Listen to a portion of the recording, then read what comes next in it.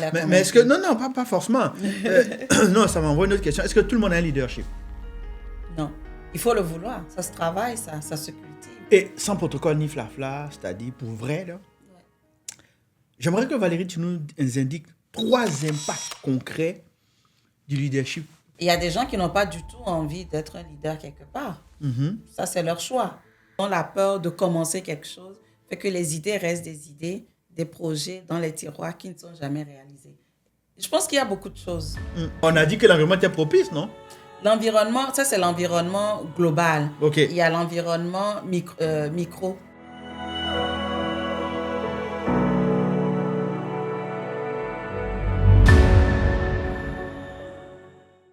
Dans le monde actuel, il y a beaucoup de possibilités. Il y a aussi des défis. Et il y a cette communauté-là qui est grandissante et qui est repartie à travers le monde. Alors, pour pouvoir mener à bien ces grandes visions, ces grandes idées, ça prend des personnes qui sont capables, de par leur façon de faire, de par leurs idées, de par leur énergie, de pouvoir conduire, je ne veux pas dire le peuple, mais ce grand monde, justement, à atteindre des résultats qui permettent à ce peuple-là ou à cette communauté-là de se redéfinir dans un futur proche, c'est-à-dire de devenir, je le dis, la meilleure version d'elle-même. Alors ça ne peut pas arriver sans ces personnes engagées-là, que je vais appeler des leaders. Alors aujourd'hui, on va parler avec une personne d'expérience, et pas des moindres, c'est une dame qui va nous parler aujourd'hui d'un mot qu'on a beaucoup entendu récemment et qui est utilisé dans pas mal de choses, au point où on soit convaincu. On va parler aujourd'hui de leadership et on va recevoir sur notre plateau aujourd'hui Valérie Nataka qui va se faire plaisir de développer avec nous le sujet sur le leadership et tout ce qui va avec. Alors bonjour Valérie. Bonjour Dof, comment vas-tu? Je vais très bien et toi-même? Très bien, merci. Merci de me recevoir sur ton émission aujourd'hui. Ça fait plaisir Valérie. Alors je suis content de te recevoir, c'est pas la première fois qu'on se voit déjà. C'est vrai. J'ai la chance de travailler avec toi déjà, pleine d'énergie.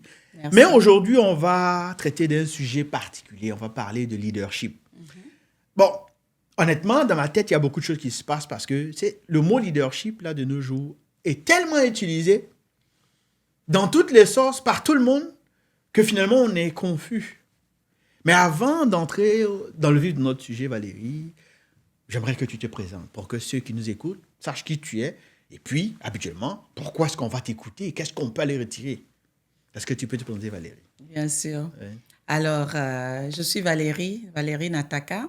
Alors, je suis une mère de 2 enfants, épouse et une serial entrepreneur, j'aime bien le dire, parce que si ça ne dépendait que de moi, je pense que je créerais des entreprises dans presque tous les domaines. Je pense que j'ai un esprit très, très créatif et très souvent, il m'arrive d'avoir envie de lancer des entreprises dans différents domaines qui m'animent. Alors, j'ai 15 ans de carrière en informatique derrière la cravate. Je devrais dire derrière mon nœud papillon. Cravate, ça fait peut-être un peu masculin. Ah, ben, de toute façon, bon. hein. Ouais. Mais je comprends l'idée. C'est l'idée quand même l'idée. qu'il y a cette expérience-là. Exact. Voilà, quoi. Tout à fait. Puis, aussi 10 ans d'expérience dans la mode. J'ai lancé ma propre marque de mode il y a une dizaine d'années. Mode afro-bécoise où je mettais vraiment en avant la mode africaine, mais je l'adaptais quand même dans notre environnement d'aujourd'hui, spécialement en Amérique du Nord. Et à côté de ça, je suis aussi très engagée dans le communautaire. Je suis directrice générale du REFA Canada, c'est le réseau entrepreneurial des femmes africaines, surtout pour celles qui sont au Canada, mais aussi à l'international parce que le REFA, nous avons des antennes un peu partout dans le monde, en France, en Afrique, il y en a au Bénin, au Togo, en Côte d'Ivoire. D'ailleurs, la présidente fondatrice, Madame Michelle Pierre-Domba, à qui on fait un petit coucou. Si elle la nous présidente regarde. fondatrice du REFA, c'est ça? Oui, du REFA. D'accord. Elle est ivoirienne, c'est elle qui a parti le mouvement, je dirais, à l'époque. Puis ensuite, le mouvement s'est étendu jusqu'à ce qu'on arrive au Canada aujourd'hui. Okay. Donc, on a notre présidente qui est Jacqueline Sokpoli, d'ailleurs, que tu as reçue ici, je pense, exact, il y a quelques semaines. Et moi, je suis à la direction. Donc, avec le REFA, ce réseau, nous aidons les femmes entrepreneurs, celles qui sont au Canada, puisque c'est ici que nous vivons, à lancer leur entreprise, la développer et la faire croître. Parce qu'on s'est rendu compte à un moment donné qu'il y avait un manque de formation, un manque de savoir-faire, un manque aussi de savoir-être au niveau de la création et de la gestion de sa propre entreprise. Et comme tu le disais tout à l'heure à l'entame, on a besoin de faire prospérer notre entreprise. C'est ça. Et on le sait de plus en plus maintenant, il n'y a pas moyen de prospérer si on ne crée pas de la valeur en lançant une entreprise. Le salariat seul ne suffit pas, malheureusement. Donc voilà, je m'arrêterai à ça comme présentation. Pour le reste, je pense que... Ça viendra. Voilà. Ouais, j'ai lu ta biographie, d'ailleurs. Il y a tellement d'aspects qui ressortent dedans. Mais Valérie, Oui. La prochaine étape, je veux savoir d'abord, c'est quoi tes motivations dans la vie? Mais il y a toujours une question qui me passe à l'esprit de dire, puis, écoute, toi, tu as émigré au Canada, là. Ça fait combien de temps que tu es là? Puis, est-ce que tu peux nous donner une minute rapide, là, de comment c'est parti pour que tu arrives au Canada et puis de l'informatique, tu te retrouves à faire plusieurs choses à la fois? C'est pourquoi je pose la question. Non. Parce qu'habituellement, quand on arrive, là, tu sais, habituellement, on vient d'Afrique. Quand on vient, on a déjà, comment on appelle ça? On a nos racines, certes, mais ces racines-là sont quelquefois source de pression. OK. Pression parce qu'on a besoin de démontrer que, ah ben tiens, j'ai quitté, je suis allé derrière l'eau, comme on le dit, je m'en sors, tu vois. Mais entre je m'en sors, on veut voir des preuves, des éléments concrets de ta réussite. C'est-à-dire comment tu matérialises le fait que tu t'en sors. Entre ça et puis se lancer dans bâtir des entreprises là où tu vis, c'est-à-dire dans le Canada. Moi, j'ai envie de savoir c'est quoi ce petit parcours-là jusqu'à ce que tu arrives à ça. Au passage, l'idée aussi, c'est de faire comprendre peut-être à ceux qui nous suivent, de comprendre que, regarde, Valérie, c'est notre sœur. Elle vient si je me trompe, tu viens du Togo? Du Togo, Du oui. Togo. Exact. Voilà, elle a immigré comme tout le monde. Elle a fait son petit bonhomme de chemin. Elle a étudié dans l'informatique. Elle a bossé dedans, tout et tout. Mais à un moment donné, bon, voilà, quoi. Elle a commencé à pousser le pion. Et c'est tout ça qu'on va chercher à comprendre. Si. Ben, écoute, moi, je suis arrivée au Canada en 2004. 2004? Oui. Ah, ça fait un bout de ça. Ouais, ça fait un bout. Ça fait quoi? Plus de 20 ans maintenant que Wow. je suis là. Ouais. Si. Je me rappelle la première fois quand j'ai mis pied ici, je me suis dit non, je ne peux pas rester ici. Je suis arrivée en janvier. Donc, dans les moins 20 et tout, le froid m'a vraiment limée. Je me suis dit, je ne pourrais jamais vivre ici. Mais j'ai immigré avec mon mari, dans le fond. OK. On s'est rencontrés dans mon pays, au Togo. Et quand je l'ai connu, lui, il était déjà, en fait, en train de faire ce processus d'immigration pour arriver ici en tant que résident permanent. D'accord. Avant de me rencontrer. Puis, chemin faisant, quand il a vu que bon, ça commençait à devenir sérieux, là, il m'a rajouté dans le dossier. C'est ça. Et on a suivi le processus doucement. C'était long, hein, ça nous a pris quand même 3 ans pour aboutir. Et une fois que ça a abouti, ben, donc, on est arrivé. Lui, il avait aimé le Canada. Il était déjà venu pour faire une formation ici. Ouais, il est tombé en amour, là.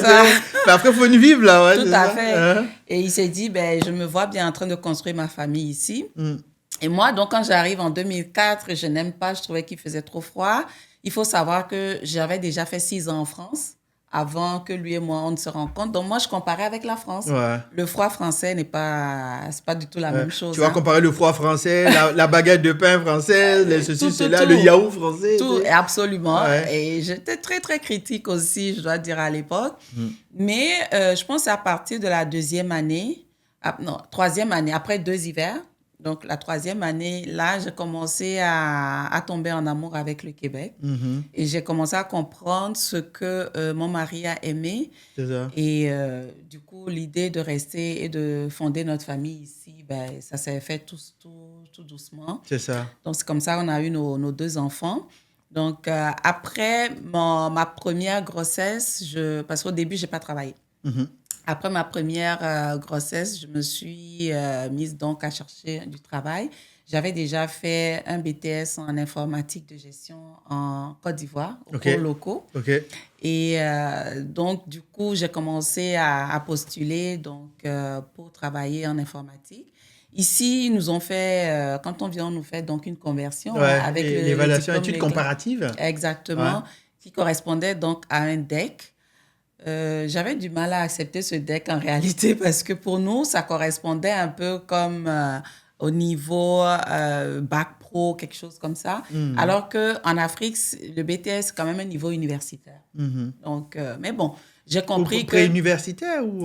Non, universitaire, parce que Tu sais, quand tu passes par l'université, il y a le diplôme qu'ils appellent le DUT. OK. Ça te prend 2 ans. Ouais. OK? Puis, il y a le BTS qui, lui, il est beaucoup plus technique, qui prend aussi 2 ans. C'est ça. Donc, en réalité, c'est comme si tu avais 2 ans à l'université, après le bac. OK, je Après, comprends. si tu continues tes études, tu fais une licence et tout ça. Mais ici, bon, ça correspondait au DEC. Bon, après avoir boudé quelques semaines, je me suis dit, écoute, tant que ça me permet de travailler et de gagner un salaire confortable, c'est correct, puis on va gérer. Et c'est comme ça que j'ai commencé à travailler. Et ça s'est plutôt bien passé, je dois l'avouer. J'ai dû m'adapter un peu parce que travailler en informatique en Occident, dans des grosses entreprises, c'est différent de nos entreprises en Afrique. Hein. C'est plus des petites structures. Mais bon, Dieu voulant, j'ai quand même vite appris sur le terrain. Et clopin, 10 ans sont passés.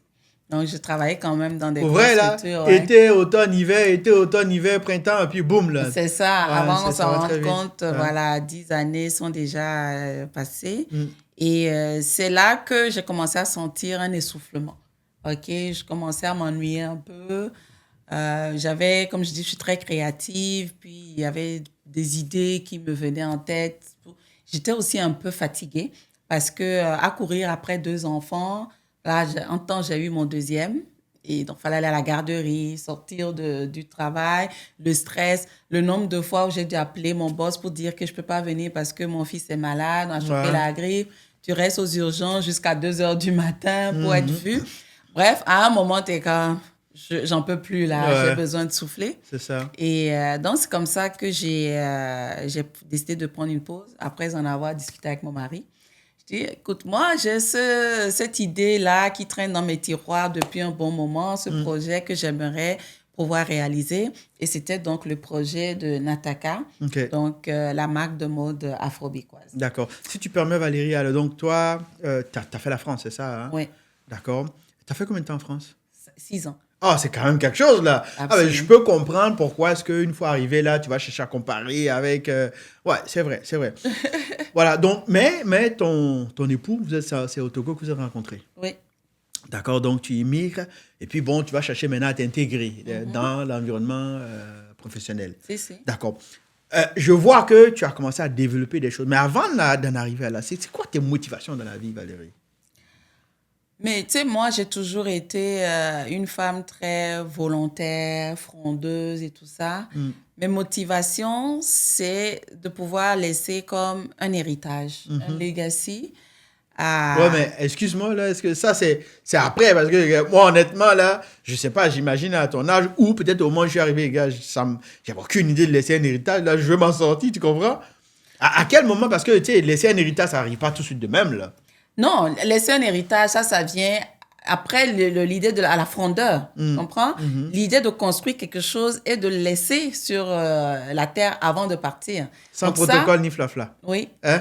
Sans protocole ni flafla. Sans protocole ni flafla. La vérité, là. Si. Pour vrai, là. Absolument. Ouais, c'est pour ça que très vite, le côté informatique, ça a commencé à m'ennuyer. Parce que je travaille pour des gens, je suis un numéro dans la compagnie, personne ne me connaît. Mais là, quand je lance ma marque Nataka, écoute, que ça devienne la marque numéro 1 du monde ou pas, ce qui est sûr, je fais mon empreinte sur la terre, à Montréal. Je me fais connaître quelque part, je crée quelque chose de nouveau. Ça avait beaucoup plus de valeur, beaucoup plus d'impact pour moi. Pour toi, qu'à le pointer pour Exactement. le chèque aux 2 semaines. Tout à fait. Ouais. Et puis, comme je te dis, c'était mon côté créatif. J'avais l'impression qui manquait cette présence de mode africaine là, ici, au Canada, où j'étais comparée à... Quand j'étais petite, moi, je n'aimais pas du tout la mode africaine. Si tu dis à mes amis qui m'ont connue à 12, 15 ans à Lomé que finalement, je viens créer des vêtements en pagne, ils vont être étonnés parce que je n'aimais pas porter du tout le pagne à l'époque. Donc, aujourd'hui... En tout cas, il y a 10 ans, quand j'ai eu envie de créer donc Nataka, c'était cet impact-là que je voulais laisser, cet héritage. Pas l'héritage forcément à mes enfants, hein, mais l'héritage à la communauté. Une empreinte, là. Exactement. Surtout parce que tu étais tanné de faire la même affaire. Ouais. C'est ça. Non, mais alors pour ceux qui écoutent ces choses qui arrivent, hein, tu sais, à un moment donné, on veut performer dans la job, tout et tout. Et puis, à faire la même affaire 2 ans, 3 ans, 4 ans, 5 ans. Et puis finalement, et le truc, c'est que quelquefois, tu sais que tu as des possibilités, tu sais que tu as des potentialités, des capacités dans d'autres aspects de ta vie. Si. Mais comme tu es limité à aller à ta job, et tu en as besoin, pour avoir le chèque de paie, tu en as besoin, ce qui n'est pas une mauvaise chose. Et à un moment donné, c'est un peu comme, je ne veux pas dire mourir, là, il ne faut pas être méchant, là, il faut être honnête, là, un job, c'est bien, là. Mais il y a quelque chose de toi qui est en train de partir. Qui meurt à petit feu. À petit feu. Et là, les esprits courageux vont dire non, je refuse ça. Je suis prêt à payer le prix pour, non, mais il faut que je m'exprime. Et puis, il y en a qui vont dire de toute façon, c'est la vie, tu sais. C'est ça. Donc là, je peux comprendre ça. C'est bien, Valérie. Alors, ça nous amène progressivement au sujet principal. Et merci d'abord de nous faire vivre d'abord l'expérience que tu as vécue, tout et tout. D'accord, il n'y a pas de C'est qui va nous mettre les deux pieds dans le plat, c'est-à-dire le leadership. C'est un mot qui est quand même utilisé de nos jours. Hein. C'est sur les réseaux, partout, leadership. On est confondu dedans, on est confus. Valérie, est-ce que tu peux nous expliquer c'est quoi le leadership? Je suppose que tu expliques ça à un jeune homme du secondaire. Là. Comment tu lui expliques le leadership dans un mot, dans un français simple? Terre à terre, qui fait que quand il part de là, il a compris le leadership. Ben, le leadership, pour moi, c'est vraiment l'art, la capacité de pouvoir convaincre son entourage de suivre ses idées, de suivre sa vision, et de te suivre, dans l'idée, dans la mission peut-être que tu t'es assigné, ou bien dans la mission de la communauté. Dans tous les cas, ils sont prêts à te suivre toi plutôt que de suivre quelqu'un d'autre. Donc, à partir du moment où tu as cette capacité en toi de convaincre les gens, de suivre ton leadership, de suivre tes directives et de faire comme tu leur proposes de le faire, tu es déjà dans le leadership. Et en ce moment, comme tu dis, effectivement, on le voit partout parce que pour moi, je pense que c'est le momentum. Et il est présent partout parce qu'à un moment donné, on a fini par comprendre que c'est ce que ça prend pour qu'une communauté, quelle qu'elle soit, ça peut être la communauté des informaticiens, ça peut être la communauté des gens de la mode, ça peut être la communauté religieuse, la communauté africaine, toutes sortes de communautés. Ça prend quand même un leader pour que cette communauté passe d'une étape A à une étape B. Et donc, à partir de là, quand tu comprends ça et qu'il faut qu'il y ait des leaders de vision pour aider cette communauté à évoluer, c'est normal qu'on appuie sur le bouton pour aider tout le monde à développer ce leadership-là qu'ils ont en eux. Parce qu'il n'y a pas qu'un seul leadership.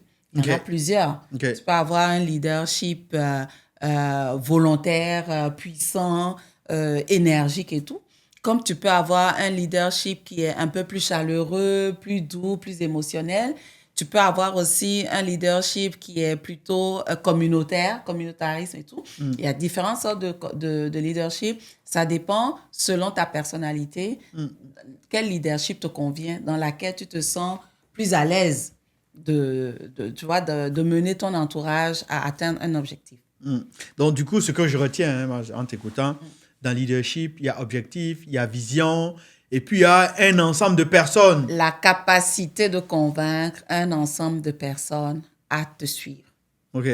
Juste si le jeune arrive à retenir ça, je pense que c'est déjà beaucoup plus... j'aurais fait ma job. D'accord. Alors, moi, j'ai lu ta biographie, là. Tu as eu quand même pas mal de prix, là. OK? Ouais.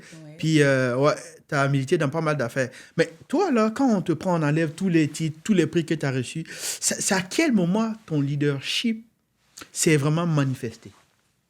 Wow. Là, tu me renvoies à quelques années en arrière. Il a vraiment commencé à se manifester après la COVID. OK. Tu sais, par rapport à ma marque, dans l'évolution, j'ai commencé vraiment au bas de l'échelle, puis petit à petit, ça a commencé à évoluer et tout. Puis, à un moment donné, j'ai senti que le moment était arrivé pour moi d'ouvrir une boutique.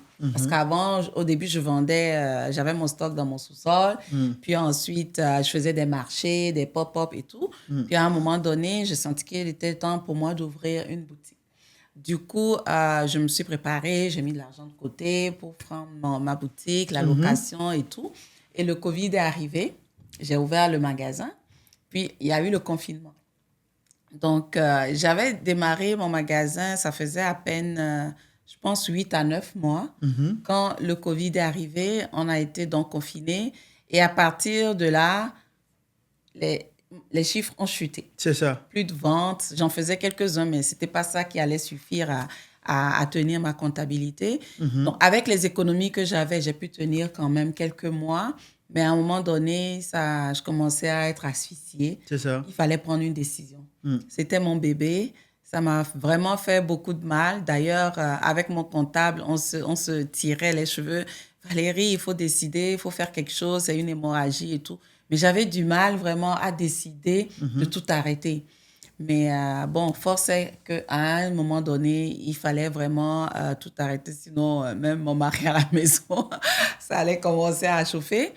Donc, j'ai pris la décision de fermer donc, le magasin à ce moment-là et de step back, OK? Comme on dit, reculer pour mieux sauter. Et j'ai traversé une période quand même assez difficile et un moment de doute, vraiment. J'ai dû faire le deuil vraiment à un moment donné. Puis j'étais comme, est-ce que vraiment je vais continuer? Est-ce que ça vaut la peine? Donc, il y a des moments où je me levais et je dis oui, ça va, j'ai assez fait, j'ai plus rien à prouver. Puis il y a d'autres où je me disais non, quand même, j'ai pas fait tout ça pour m'arrêter en si bon chemin. C'est ça. La vie entrepreneuriale, c'est ça, c'est des hauts et des bas. Là, je suis dans le creux de la vague. C'est le moment de se relever et de rebondir, tu sais, de redémarrer, de reconstruire tout ça autrement. C'est ça. Donc, à ce moment, je peux te dire que oui, mon leadership a commencé à ce niveau-là. C'est ça. Parce que l'impact, l'idée que j'avais au début, quand j'ai commencé à créer cette entreprise, je dis, mais finalement, ton impact, il n'est pas encore arrivé. Tu n'as pas encore atteint le niveau. L'objectif que tu visais. Exactement. Et que si tu laisses tomber, qu'est-ce que tu es en train de dire au monde entier? Qu'est-ce que tu es en train de dire à tes enfants? Exactement. Donc, pour ne pas give up, pour continuer sur ma lancée, retrousser mes manches et me lancer, ben, j'ai dû me repositionner, repenser Nataka autrement. Et c'est là que le digital est rentré en ligne de compte. Okay. Donc là, j'ai repositionné mon entreprise sur le digital en créant donc la boutique en ligne. Elle existait avant, mais elle était juste une vitrine, elle ne fonctionnait pas. Là, j'ai mis en place tout ce qu'il fallait pour qu'elle puisse fonctionner et tout. Et j'y ai ajouté maintenant un volet formation parce que le besoin aussi était là pour les jeunes sœurs qui arrivaient et qui voulaient aussi lancer leur entreprise dans la mode, mais qui ne savaient pas comment faire, qui me regardaient aller et qui me posaient des questions, les savoir, mais comment tu as fait pour y arriver, comment tu fais les tailles, parce que c'était du prêt-à-porter. Vous savez, en Afrique, on ne connaît pas les tailles. On allait voir les couturières pour avoir les tailles. C'est taillé sur mesure. Exactement. Ouais. Donc, tout ça, je sentais que, OK, j'ai appris quelque chose durant tout mon processus, qu'aujourd'hui, je peux redonner à la jeune génération qui vient et qui, elle aussi, va ajouter son petit grain de sel pour toujours faire éclore la mode africaine. C'était ça, moi, mon objectif, mon impact que je voulais faire. Et c'était le moment. Le leadership a commencé à ce moment-là pour moi. C'est ça. Alors, donc, ton leadership est né avec d'abord ton engagement à aller vers ton entreprise, à développer l'entreprise. Puis, à un moment donné, il a fallu prendre des décisions. C'était pas facile. Donc, de pouvoir quitter cette zone de confort, regarder des vrais sujets en face, quelquefois difficiles, et de décider, ben, tu as commencé à te révéler. D'accord. Alors, Valérie, on va prendre une petite pause là et on va revenir tout à l'heure. On va parler de leadership et de féminité. D'accord. C'est bon? Il n'y a pas de problème. Allez, à tout à l'heure. À tout à l'heure.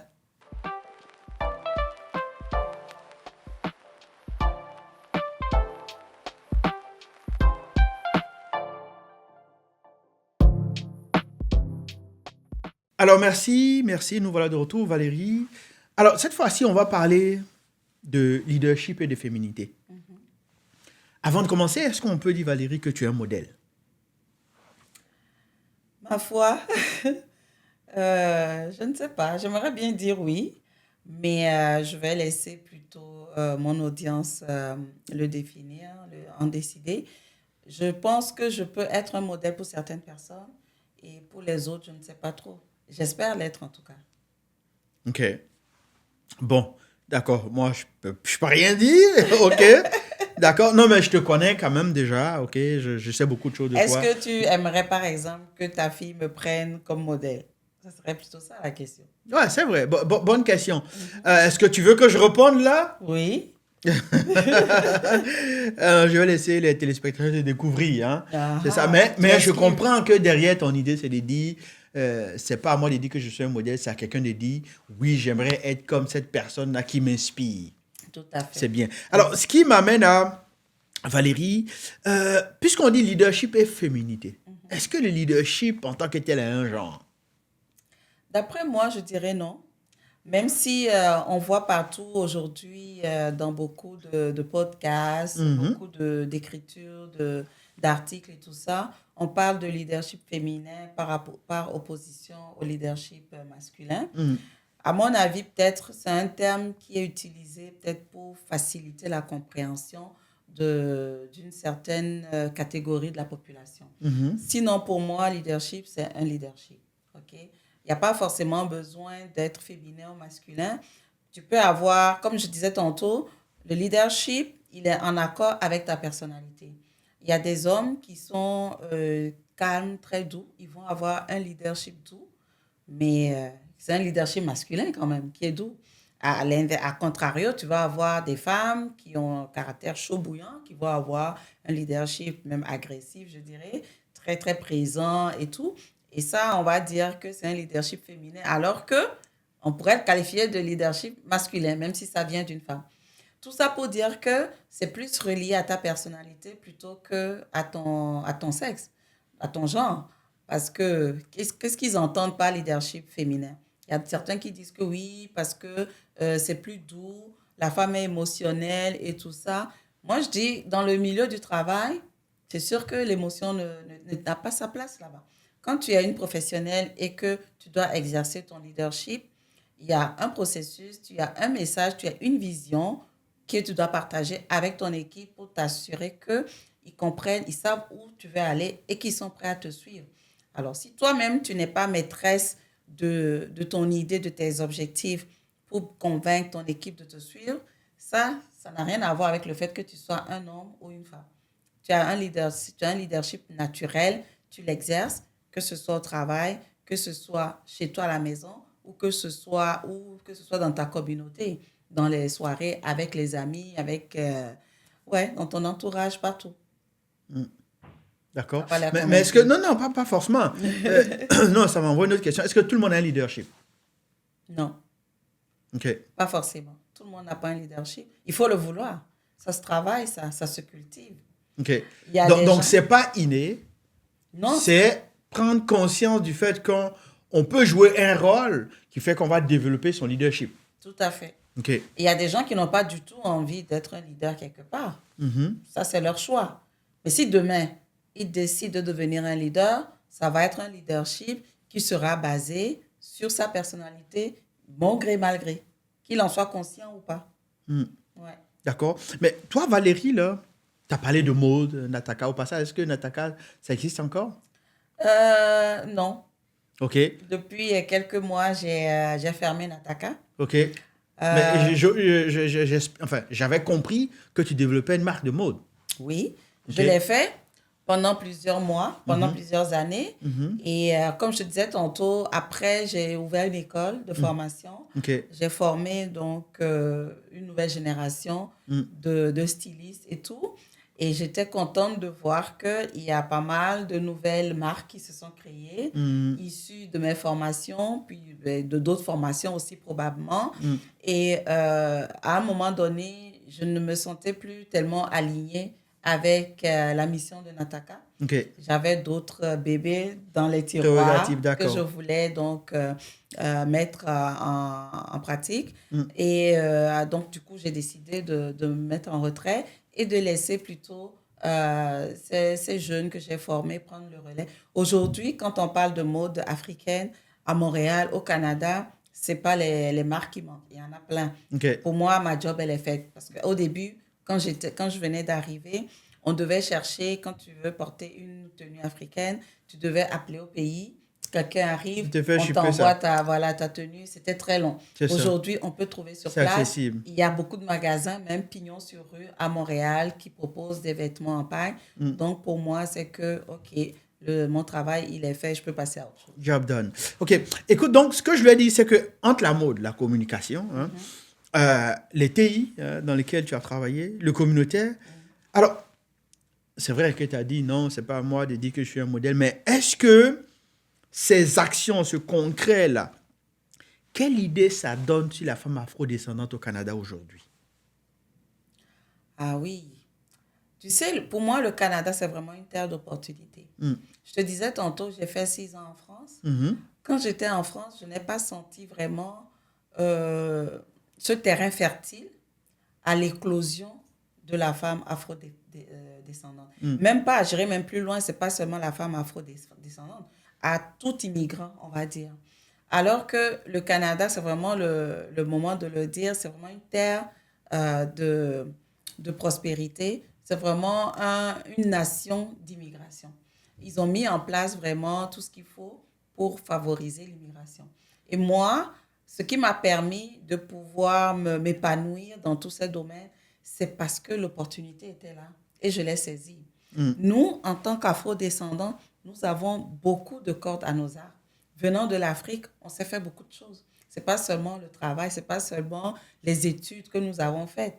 Depuis toute petite, nous avons vu nos mamans même créer des entreprises, que ce soit de façon informelle ou formelle.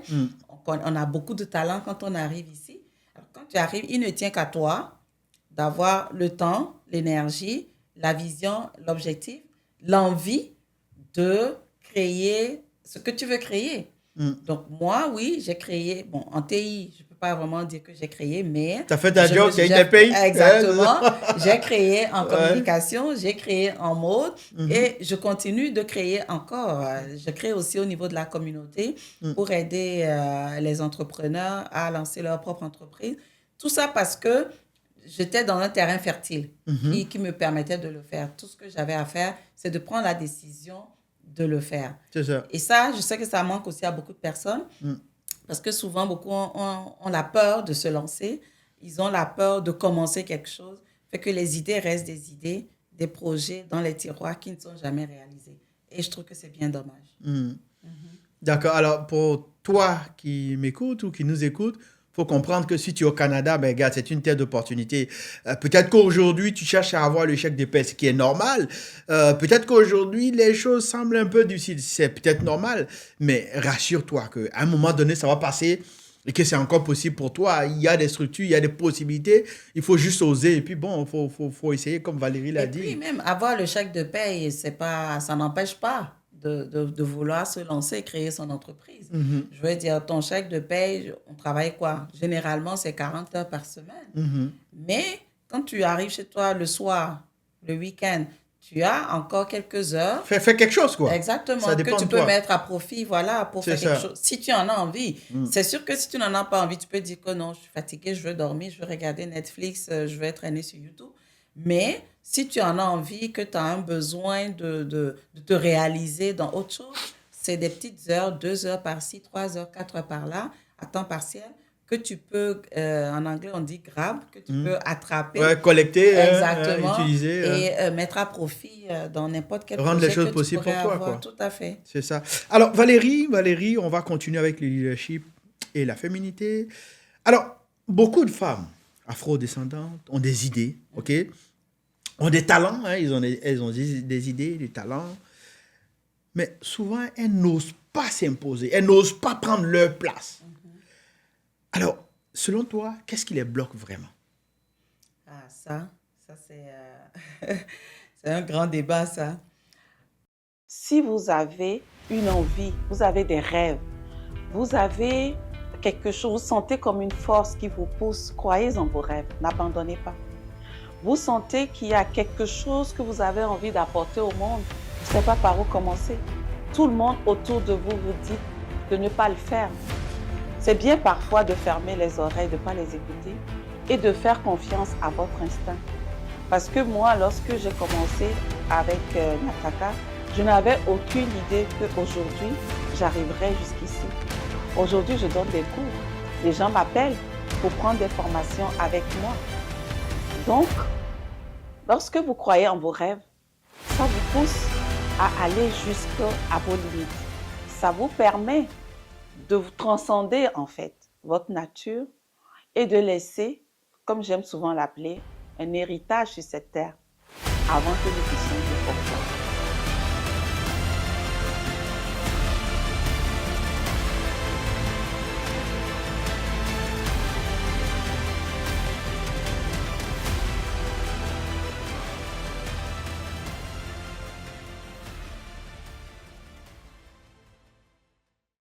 pense qu'il y a beaucoup de choses.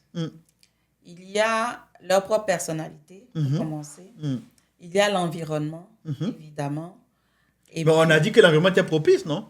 L'environnement, ça c'est l'environnement global. Ok. Il y a l'environnement micro-environnement, c'est-à-dire les amis, la famille, l'entourage proche. Et les parents qui sont restés aussi, au pays. Ouais. Exact. Donc, parce que le fait de vouloir se lancer, tu réfléchis à beaucoup de choses. Il y a la peur de l'échec. Ok. Après, il y a la confiance en soi. Pas après, je dirais même avant. Ça commence déjà par ça, la confiance en soi.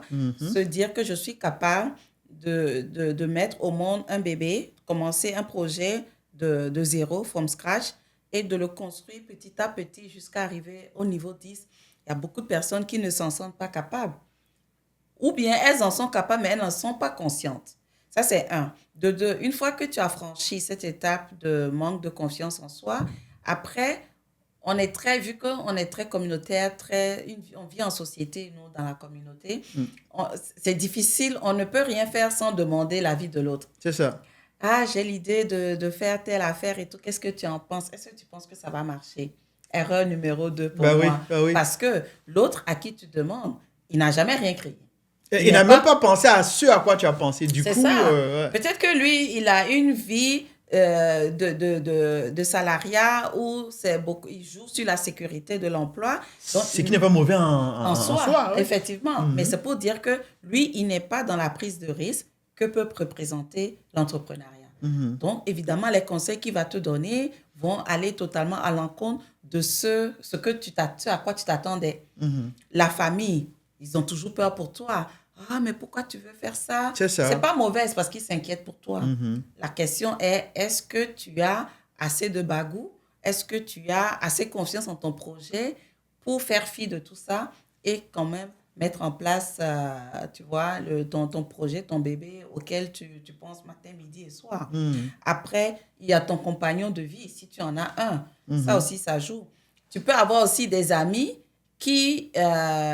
parce qu'eux, ils ne se voient pas en train de réussir un tel projet, vont aussi te communiquer leur peur. Ouais. Et ça aussi, ça peut contribuer. Quelqu'un qui ne s'est jamais projeté dans un autre environnement que celui dans lequel il est, évidemment, il n'aura pas grand-chose à donner. Tout à fait. Ouais. C'est pour ça qu'on conseille souvent de s'entourer de bonnes personnes. Parce que si tu t'entoures de personnes qui ont déjà franchi cette étape, qui ont déjà réalisé quelque chose, c'est sûr qu'eux, ils vont te donner des conseils qui vont te pousser à passer à l'action. C'est ça. Et ça, c'est un game changer. Nice. Écoute, Valérie, merci. On va parler cette fois-ci d'impact et d'action concrète. Je veux faire un peu de coq à l'âne. Ouais. C'est dans nos communautés afro. Habituellement en Occident, Canada, États-Unis, France, un peu partout. Okay? Dans les familles, là, ça brasse. C'est beaucoup de problèmes. Est-ce que le leadership féminin peut jouer un rôle pour, j'allais dire, améliorer, stabiliser les familles, c'est-à-dire les foyers, et par ricochet, les enfants? Qu'est-ce que toi, tu peux dire, Valérie? Malheureusement, oui. Dépendamment de où on se place. Ça devrait être heureusement, oui. Mais je dis malheureusement, oui, parce que tu sais, le début de toute chose est toujours... c'est comme un tremblement de terre. C'est difficile d'accepter le changement. C'est difficile d'implanter un nouveau concept, une nouvelle façon de faire. Venant de notre mère Afrique, nous avions une façon de fonctionner au niveau familial, le cocon familial. Alors, arriver en Occident, c'est la cohabitation avec les réalités du terrain devient très, très difficile. Et le système est fait de telle sorte qu'on propulse vraiment beaucoup plus facilement la femme, surtout ici au Canada, que l'homme. Et ça crée un gros clash dans les foyers. Si la femme en question ne sait pas comment amener ce nouveau leadership qu'elle est en train de découvrir et d'acquérir. Vous comprenez? C'est sûr que l'homme, lui, il voit ses acquis être menacés, on va dire. Donc, il a du mal à accepter que sa femme puisse être en train de changer. Et la femme qui, elle, découvre donc un nouveau monde, elle découvre une nouvelle façon de faire, une nouvelle façon de vivre. Elle découvre qu'elle a aussi une valeur à apporter, une valeur ajoutée à apporter dans son entourage. Il faut se poser la question, est-ce qu'elle l'amène de la bonne façon dans son couple, dans son foyer? C'est ça. Alors souvent, j'entends, surtout nous ici au Canada, je pense qu'on est pointé du doigt, pire que dans les autres pays. Ouais. Je compare par exemple à l'Europe. Je pense que c'est dû au fait que c'est ça, quand la femme commence à découvrir qu'elle est capable, elle aussi, d'avoir une vision et de faire fonctionner une famille, ben, on se pousse très vite les ailes et on peut se perdre un peu dans son rôle de femme. Et l'homme à côté aussi, qui a du mal à accepter, hein, comme je le dis, si ce n'est pas bien amené, ça peut vraiment créer un clash. Par contre, si on se rappelle qu'avoir du leadership, c'est d'avoir la capacité de convaincre son entourage de te suivre dans sa vision, les deux, autant l'homme que la femme, sont capables de s'asseoir, de communiquer, de discuter et de s'entendre sur la meilleure façon de cohabiter, la meilleure façon de gérer le foyer et de donner aussi un bon exemple à leurs enfants. Ouais, mais dans cette capacité ou dans cet art de convaincre, est-ce que c'est pas un chemin ou un champ de bataille qu'on vient de définir? Pourquoi? Parce que pour une personne qui veut pas être convaincue, elle sera jamais convaincue. Ah, ça, c'est clair. Et d'ailleurs, c'est pour ça que ça crée beaucoup de séparation. Le champ de bataille, il est là. Ben, moi, ma question reste, est-ce que le leadership peut aider à améliorer cette situation? Oui, il peut, parce que quand vous êtes passé par ce champ de bataille, pour éviter que le pire n'arrive, la femme peut repenser la façon dont elle amène son leadership dans le couple. Ouais, mais je vais dire, regarde, advenons là que tu me proposes une idée pour laquelle je suis pas d'accord. Là, on pleure pas, là, tu sais. Tu vois ce que je veux dire? On pleure pas, on discute. C'est ça. Ok, tu essaies de convaincre ton homme que ton idée est bonne, tu donnes des exemples et tout, tu fais tout pour le convaincre. S'il ne veut toujours pas, ok, d'accord, ben c'est pas grave. S'il veut le faire, tu peux le laisser faire. Si ça se passe bien, tant mieux, parce que son idée n'est pas mauvaise pour autant. Tu apportes une autre idée. Lui aussi, il a une idée. C'est celui qui arrive à convaincre l'autre. Finalement, c'est la personne qui va l'idée. C'est ça. Au prochain, je dirais quoi? Au prochain challenge, tu pourras encore essayer de convaincre ton homme de suivre ton leadership. C'est ça. Après, mais j'aime bien le côté au prochain challenge. Parce que, non, mais c'est ça, parce que la vie, on la vit pas au brouillon, là, tu sais. Ben, la vie, elle est ça. là, c'est aujourd'hui, on fait une affaire, ça marche pas, on tire les leçons. C'est ça. Pour la prochaine fois. Exact. Et de prochaine fois en prochaine fois, on finit par bâtir une mémoire, on finit par bâtir une expérience.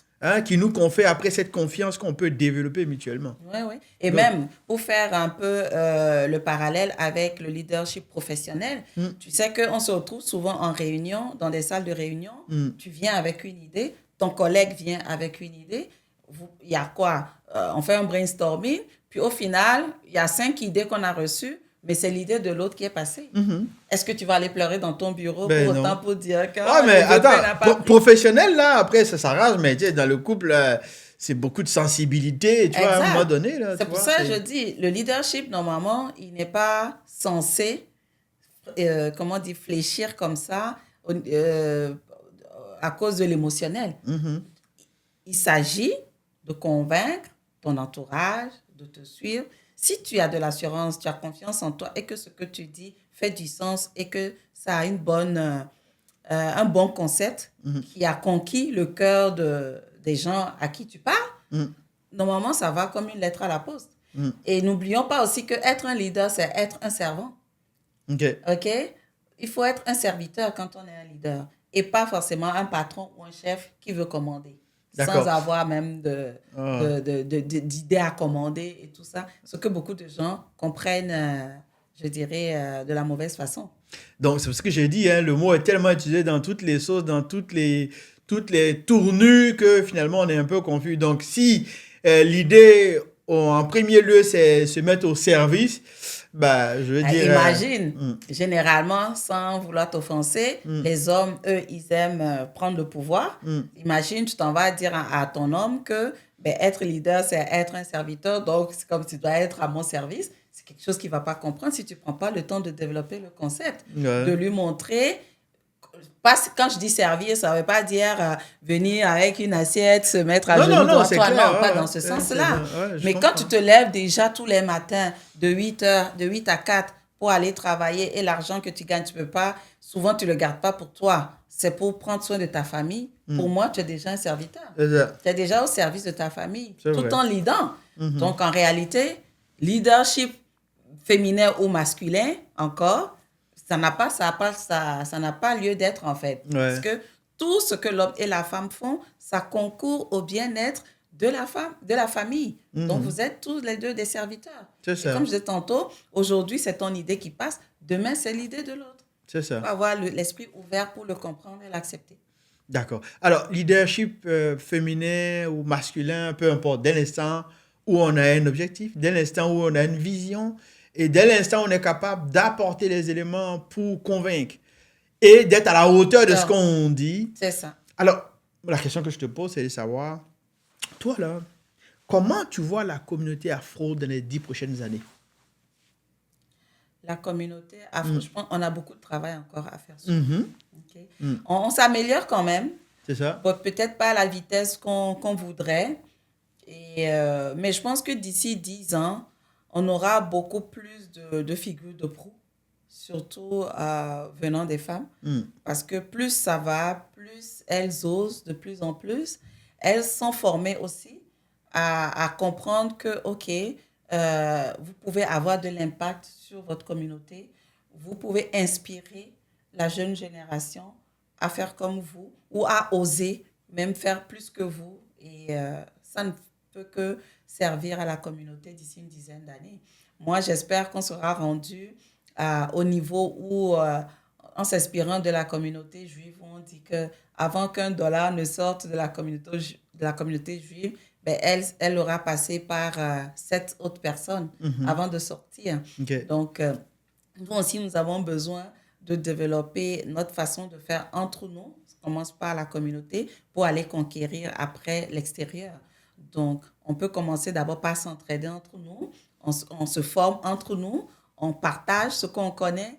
On aide les plus jeunes à avancer et même nous dépasser. C'est un peu comme les enfants. Tu fais les enfants, mais tu espères que demain, ils seront meilleurs que toi. C'est ça. De la même façon, dans 10 ans, si les jeunes d'aujourd'hui deviennent meilleurs que nous et qu'il y a beaucoup plus de leaders impactants, que ce soit côté homme, côté femme, ça ne peut que nous faire du bien. Ça ne peut qu'aider à ce qu'on se fasse un peu plus respecter.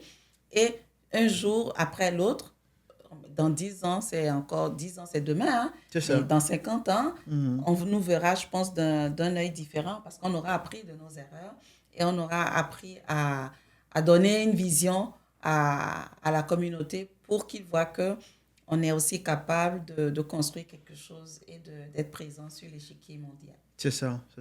Parfait. En tout cas, merci Valérie. Donc, ce qui va nous amener à la troisième partie. D'accord? Dans la troisième partie, on va regarder d'abord qu'est-ce qu'on peut retenir de cette émission pour commencer et puis quels sont les impacts de ce leadership-là actuellement de façon concrète sur la communauté. Ça, Valérie, ça va être pour tout à l'heure. D'accord. Bonjour.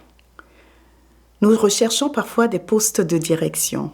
On est dans l'équipe, on sait qu'on a le leadership, on veut aller de l'avant, mais on ne sait pas forcément comment le faire.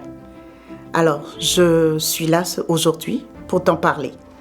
Je m'appelle Priska Apalo, plus de 20 ans en ressources humaines, en recrutement, et nous en avons vu des histoires. Nous en avons vu des personnes qui ont réussi à gravir l'échelon. Vous le savez, il n'y a pas de diplôme de direction qu'on prend avant de venir travailler. On commence toujours au bas de l'échelle. Mais qui sont ceux qui arrivent à accéder au poste de direction? Qui sont ceux qui arrivent à accéder au poste de vice-président? Reste connecté et je vais t'en parler.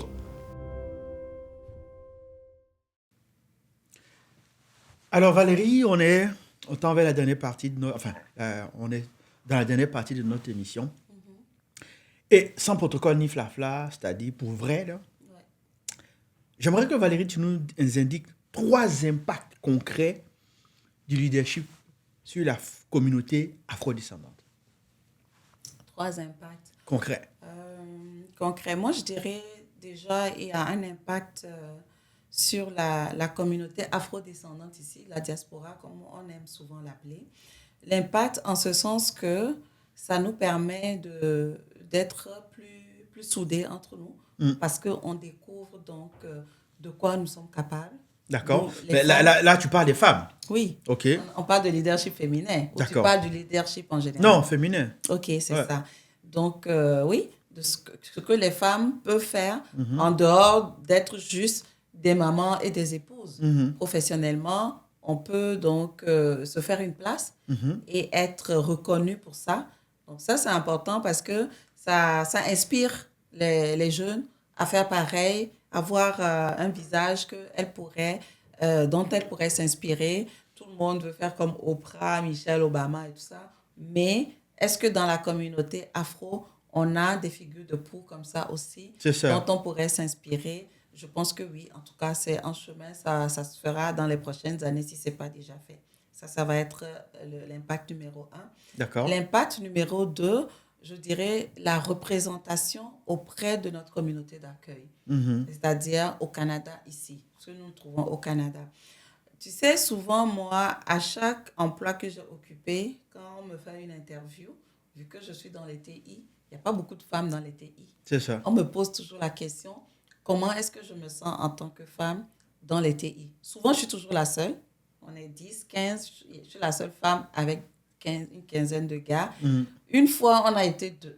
Mais c'est pour dire qu'il y a tellement peu de femmes, par exemple, en TI, on n'aurait pas à me poser cette question s'il y avait au moins 3 quarts. S'il y avait de la représentativité. Le tiers, exactement. Donc, la représentativité. Et j'imagine que c'est valable dans beaucoup d'autres domaines. Si, dans le milieu management, autour d'une table de 10 personnes, et qu'on a le tiers, ils sont de la communauté afrodescendante, on n'aura plus à s'offusquer de voir que, ah tiens, le VP est noir, ah tiens, la manager, elle est noire, etc. On a besoin de ça, de ce leadership-là, que cela puisse se développer au point d'être assez présent professionnellement sur notre terre d'accueil. Okay. Et troisièmement, je terminerai par, même jusque dans notre pays d'origine, Back to Africa, ce leadership féminin aussi se fait sentir parce que depuis l'Afrique, grâce donc à l'Internet, aux réseaux sociaux et tout ça, même nos jeunes filles, nos petites sœurs de là-bas, elles nous regardent. Elles n'ont pas forcément besoin de venir ici pour avoir un impact localement. Elles aussi, ça leur donne une idée de la valeur qu'elles ont et qu'elles pourraient apporter localement. C'est ça. Même en créant ta petite structure de vendeuse automate, c'est une autre façon de le gérer. Moi, je les découvre tout le temps sur TikTok, je suis émerveillée. Elles ont une nouvelle façon maintenant de gérer leurs petites entreprises. Elles vendent des bijoux, elles vendent des tomates, ou bien elles font de la restauration. Elles s'impliquent dans la société. Tout à fait. Elles le font toujours comme nos mamans le faisaient avant, mais d'une autre façon. Et ça montre qu'aujourd'hui, elles sont conscientes de ce qu'elles sont capables de faire, de la valeur qu'elles ont. Et ça, moi, je trouve que c'est fantastique. Parce que là, si tu finis ton diplôme et que tu ne trouves pas du boulot, au lieu d'attendre l'assistanat, qu'un tonton aille t'ouvrir les portes, ou bien que le gouvernement ouvre des boulots pour que tu puisses avoir, puis tu pleurniches tout le temps, tu peux te mettre toi-même à ton propre compte et donc être autonome financièrement. Et ainsi, tu te sens épanoui, puis ça te donne beaucoup plus confiance en toi. Et on a besoin de ça en tant que femme africaine, d'avoir confiance en nous. Ça nous manque beaucoup. C'est d'ailleurs pour ça que beaucoup d'entre nous avons de la difficulté à prendre notre place. Même quand elle est vacante, on a du mal à la prendre. C'est ça, parce que ce n'est pas des choses qu'on a l'habitude de faire. Et s'il n'y a pas assez de figures représentatives, on a du mal à se projeter dedans. D'accord, c'est une opportunité. Absolument, c'est cela. C'est bien. Au moins, on part du rôle de toute façon, je vais être épouse, je vais avoir des enfants. Voilà. Ah, certes, ça fait partie, mais je peux réaliser des grandes choses également et avoir un impact dans la communauté. C'est ça. C'est très bien. Comme je dis, ça développe surtout leur autonomie, parce qu'on a besoin de ça, l'autonomie financière. C'est ça. C'est ce qui est aussi à la base de pas mal de problèmes dans les couples au pays. Et je vais dire, la nature a horreur du vide. Hein. Définitivement. Si tu laisses le vide, ben, l'autre qui a les moyens financiers, lui, il s'accapare tout. Donc, pour que tu puisses te faire respecter à un moment donné, il faut un minimum montrer que tu es capable aussi de prendre soin de toi. Ça limite pas mal de petites choses. C'est vrai, c'est vrai. Alors, Valérie, qu'est-ce qu'on peut retenir pour toi, selon toi, dans cette émission? On a parlé des leadership, puis de tout ce qui va avec. Qu'est-ce qu'on peut retenir? Mais je pense que c'est intéressant de pouvoir partager le parcours de chaque personne qui passe sur Mind Version. Merci d'ailleurs pour cette initiative et félicitations pour ça. Merci. Tantôt, je parlais des Oprah et des Michelle Obama qui inspirent vraiment nos jeunes filles. Parfois, elles paraissent inaccessibles. C'est Obama et c'est Michelle Obama et Oprah. Mais de voir que il y a d'autres figures féminines, d'autres figures masculines, mais issues de la communauté, plus proches de nous, qui font aussi des choses. On n'a pas besoin que ça soit à grandeur internationale, à ce niveau-là, mais chaque petit pas, chaque petite structure, chaque petit changement que chacun apporte dans sa communauté, c'est beaucoup pour quelqu'un d'autre. C'est ça, le fait qu'on commence déjà. Exactement. Donc, pour moi, cette émission, elle a totalement sa place parce que n'importe quelle jeune femme qui regarde cette émission et qui attendait juste une petite tape dans le dos, un petit encouragement, ben ça va lui faire du bien de savoir que, elle y est arrivée, moi aussi, je peux y arriver. Donc, pour ça, je trouve que c'est très valorisant et merci à toi de nous permettre comme ça de pouvoir parler de notre parcours. Ça n'a pas toujours été facile, ça a été semé d'embûches. Comme ça, tout le monde comprendra qu'il y a de l'échec, il y a du travail, il suffit de retrousser les manches et de faire ce qu'il faut. Ça ne sera pas une bataille linéaire sans heures et autres, mais c'est parce qu'on en veut qu'on arrive à là où on en est. Donc, tout le monde aussi peut y arriver. Ce n'est pas réservé seulement à une certaine catégorie de personnes. Bravo. Voilà, donc merci beaucoup à Valérie. Merci à toi. Tu as toujours répondu présent. Et ça aussi, on peut vivre des choses, mais prendre l'engagement de le partager, de donner l'opportunité à d'autres personnes de se projeter à travers notre histoire racontée, pour ne pas dire storytelling, à travers le fait de prendre le courage de partager son expérience, de dire, ouais, mais ça n'a pas marché pour moi, mais je l'ai essayé. Ça, j'ai fait ma job, mais je n'aimais pas trop. Ça prend quand même du courage, là. Mais en même temps, c'est l'opportunité qu'on donne à quelqu'un. C'est ça. Merci beaucoup, Valérie. Donc, c'est sur ces mots qu'on va certainement mettre fin à cette émission aujourd'hui. Valérie est la preuve vivante que c'est possible. Elle est la preuve vivante qu'on peut s'engager en restant quand même mère, épouse, voilà, et de donner le meilleur de soi, surtout de laisser une trace dans notre communauté, parce que ça va avoir un impact sur la durée. C'est comme ça qu'on contribue également aussi à pouvoir mener la communauté vers la nouvelle version d'elle-même, qui est cette version-là, qui nous représente et qui permet quand même d'abord, qu'on ait de la considération et qu'on puisse prendre également notre place aussi. Absolument. Merci beaucoup, Valérie. Merci et bon, toi, voilà, Dof. on prend fin ici aujourd'hui pour notre émission. Et quant à vous qui nous suivez, merci beaucoup et à la prochaine. À bientôt. À bientôt, au revoir.